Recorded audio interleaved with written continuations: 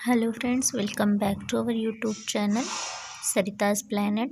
तो कैसे हैं आप लोग? आई होप आप सब बहुत ही अच्छे होंगे और हम भी बहुत अच्छे हैं। आ गए हैं आप लोगों के साथ एक नया लेसन प्लान का वीडियो लेके। तो जो भी चैनल पे नया है, पहली बार वीडियो देख रहा है, वो चैनल को सब्सक्राइब कर ले और जिससे आपको हमारी वीडियो मिलती रहे और बेल आइकन प्रेस कर लीजिएगा। आगे आने वाली वीडियो की नोटिफिकेशन आप तक पहुँच जाएगी। तो चलिए वीडियो को शुरू करते हैं। तो सबसे पहले यहाँ पे मैं आज वीडियो लेके आई हूँ 40 मिनट वाला। तो सबसे पहले हमने दैनिक पाठ्य योजना ऊपर लिखा है, उसके बाद विद्यालय का नाम, जिस भी विद्यालय में आप टीचिंग करने जाएँ, विद्यालय का नाम, दिनांक, जिस डेट को आप जाएँ, विषय। तो विषय है सामाजिक अध्ययन, कक्षा है 6th, कालांश आप जिस कालांश में पढ़ा रहे हैं, समयावधि 40 मिनट। और आज का प्रकरण है वैदिक सभ्यता एवं संस्कृति। ठीक है, तो चलिए वीडियो को शुरू करते हैं। तो इसके बाद आएगा सामान्य उद्देश्य। सामान्य उद्देश्य आपने पहले भी लेसन प्लान बनाए होंगे तो वो पूर्वत हो जाएंगे। तो यहाँ पे मैंने शिक्षण उद्देश्य लिखा है। तो इसके 3 कॉलम बनेंगे, क्रम संख्या, शिक्षण उद्देश्य।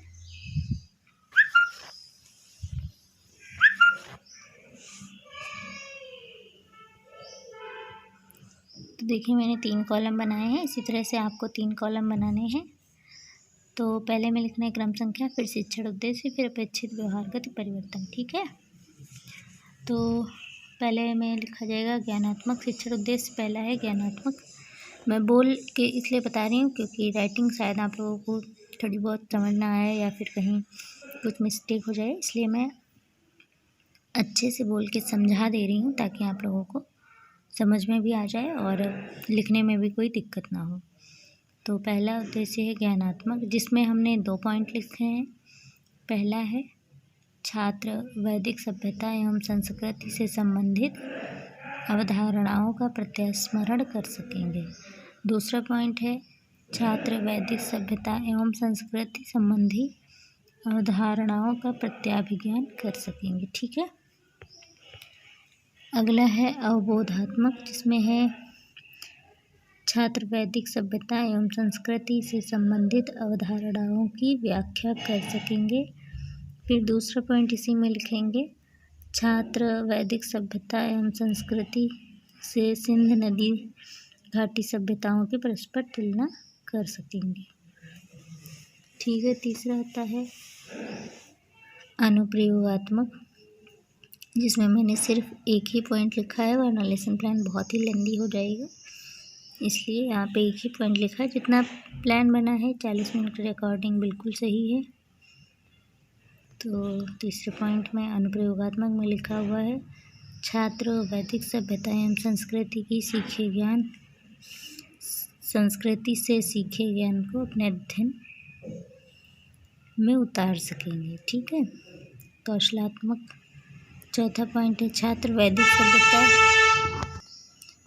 वैदिक सभ्यता एवं संस्कृति की विशेषताओं को चार्ट पर सुस्पष्ट सूचीबद्ध कर सकेंगे। और 5वां पॉइंट है अभिरुचि, छात्र वैदिक सभ्यता एवं संस्कृति के बारे में जानकारी प्राप्त करेंगे।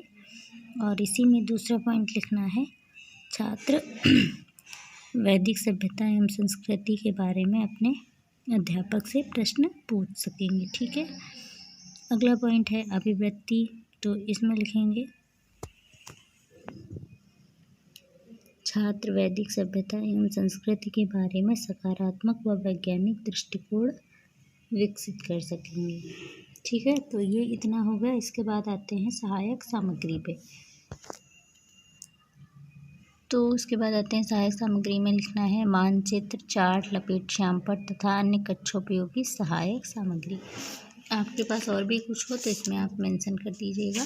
सहायक सामग्री में जब आप टीचिंग करने जाते हैं तो आप क्या क्या लेके गए थे वो यहाँ पे लिख दीजिएगा। पूर्व ज्ञान, अगली हेडिंग आएगी पूर्व ज्ञान में छात्रों को सिंधु घाटी सभ्यता के बारे में सामान्य जानकारी है या छात्र सिंधु घाटी सभ्यता के बारे में सामान्य जानकारी रखते हैं। ठीक है, इसके बाद आता है प्रस्तावना प्रश्न। तो यहाँ पे लिख देना है प्रस्तावना। इसके बनेंगे 3 कॉलम। पहला कॉलम है क्रम संख्या, दूसरा है छात्राध्यापिका क्रियाएं, चौथा है तीसरा है विद्यार्थी क्रियाएं। तो इसमें क्वेश्चन जो हम पूछेंगे वो क्वेश्चन पहले क्वेश्चन के आंसर से दूसरा क्वेश्चन रिलेट होना चाहिए, तो ये एक दूसरे से जुड़े होने चाहिए। क्योंकि हमने जो अगला आंसर बताया है, अगला क्वेश्चन जो आने वाला है वो उसी आंसर से रिलेटेड होना चाहिए। तो यहाँ पे देखिए मिनिमम क्वेश्चन 3 और मैक्सिमम 5 होने चाहिए। तो पहला क्वेश्चन यहाँ पे है, हमारे देश का क्या नाम है? छात्र उत्तर देंगे भारत। फिर हम पूछेंगे भारत एशिया के किस भाग में है? फिर छात्र उत्तर देंगे दक्षिणी एशिया में। फिर अगला क्वेश्चन हमारा बनेगा, दक्षिणी एशिया में किस प्राचीन सभ्यता का उदय व विकास हुआ?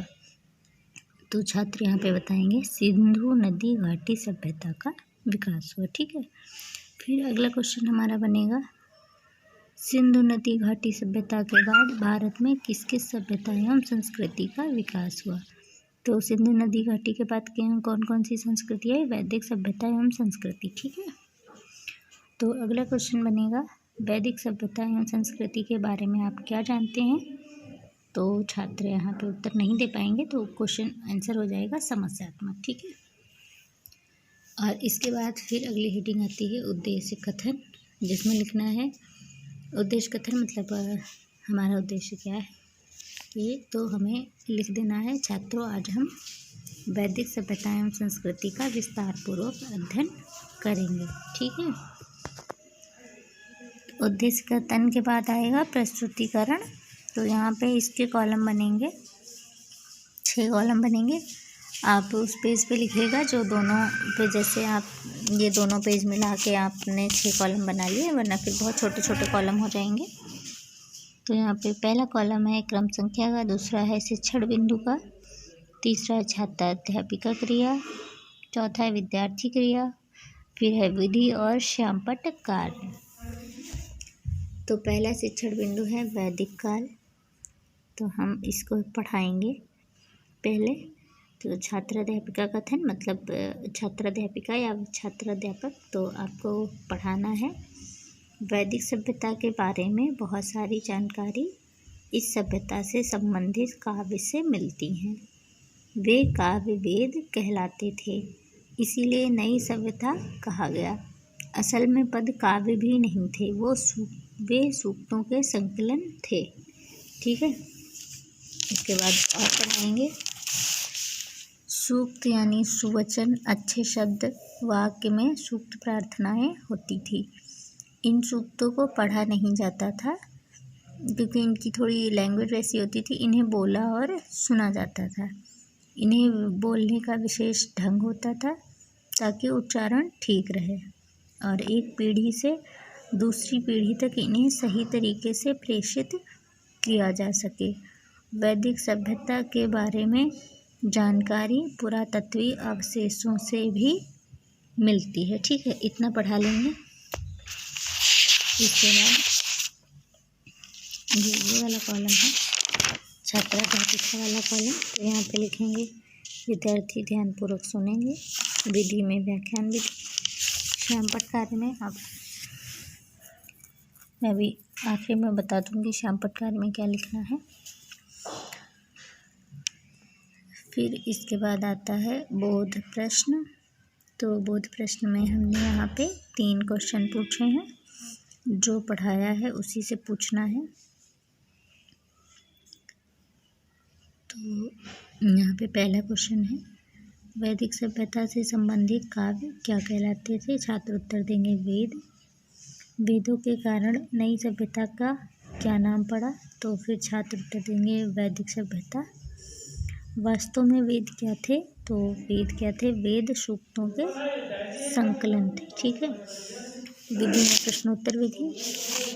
श्यामपट्ट कार्य में आप इसमें से मेन पॉइंट आप श्यामपट्ट अलग से लगा लीजिएगा, उस पर लिख दीजिएगा। इसके बाद दूसरा पॉइंट है वेदों के प्रकार, वैदिक सभ्यता एवं संस्कृति। ठीक है। शिक्षण बिंदु में वेदों के प्रकार और छात्राध्यापिका क्रिया में आप फिर से थोड़ा सा पढ़ाएंगे। तो छात्राध्यापिका कथन में है ऋग्वेद कोई 200 साल पहले प्रथम बार छापा गया। उसके पहले यह पांडुलिपि के स्वरूप में ही उपलब्ध था, मतलब ये लिखित नहीं था। ये पांडुलिपियाँ थी, उस पर लिखा था, प्रिंट नहीं था, इसे पढ़ा नहीं जाता था। ऋग्वेद में 1000 से अधिक प्रार्थनाएं हैं। वेद 4 हैं। पहला वेद है ऋग्वेद, दूसरा सामवेद, तीसरा यजुर्वेद, चौथा अथर्ववेद। विद्यार्थी सही तरीके से उच्चारण कर वेद कंठस्थ करना सीखते हैं। इस तरह कई सौ साल वेद एक पीढ़ी से दूसरी पीढ़ी तक प्रेषित होते रहे, मतलब याद करते थे और अगली पीढ़ी को वो सुनाते थे। ऋग्वेद की भाषा वैदिक संस्कृति है। यह आजकल की संस्कृति से थोड़ी सी भिन्न थी।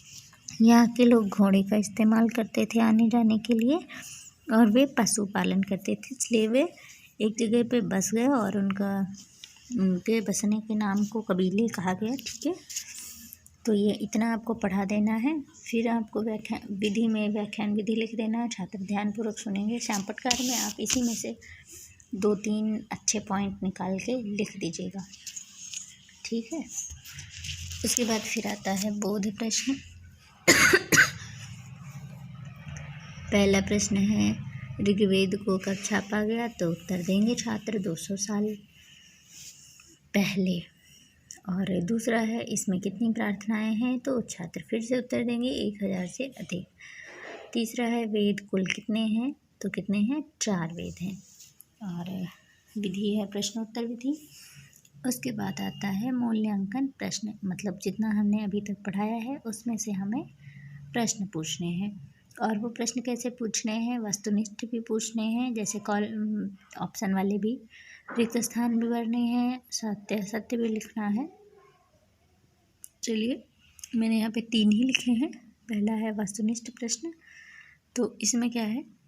सुवचन, अच्छे शब्द या वाक्य का शाब्दिक अर्थ, प्रार्थना, सूक्त, कहानी, इनमें से कोई नहीं। तो यहाँ पे क्या होगा? सूक्त होगा। सुवचन मतलब सूक्त। दूसरा पॉइंट है, रिक्त स्थानों की पूर्ति करो। तो वेदों की संख्या कितनी है? तो यहाँ पे भरना है कि कितनी है। दूसरा है, वैदिक साहित्य प्राचीन ग्रंथ, फिर यहाँ पे स्पेस खाली है, कहलाते हैं, तो इनमें भर देना है। ठीक है, आपको उत्तर इसमें लिख देना है। फिर तीसरा है, सत्य असत्य लिखो। तो वैदिक सभ्यता का पहला ऋग्वेद ग्रंथ नहीं था। तो वैदिक सभ्यता का ग्रंथ पहला ऋग्वेद नहीं था, तो ये सत्य है या असत्य है, इसमें आप टिक करेंगे। दूसरा है, वेदों की भाषा संस्कृत थी, तो सत्य या असत्य, इस पर भी आप टिक करेंगे।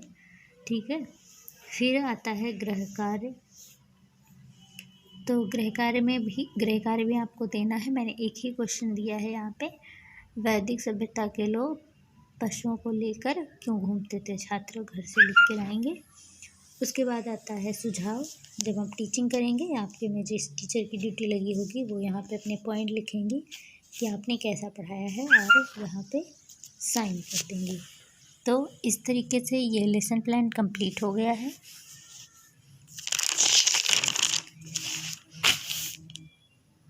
तो ये देखिए, आप इससे आसानी से लिख भी सकते हैं वीडियो रोक के। मैंने साफ कोशिश की है दिखाने की। तो ये देखिए, ये लेसन प्लान, वो पेज गलती से उधर पलट गया था, इससे आप साफ लिख सकते हैं। मैंने कोशिश की है कि साफ लिखा हो। तो आप वीडियो पॉज करके लिख लीजिएगा। और वीडियो अगर आपको पसंद आई है तो वीडियो लाइक ज़रूर कर दीजिएगा, और अपने दोस्तों के साथ शेयर करना बिल्कुल मत भूलिएगा।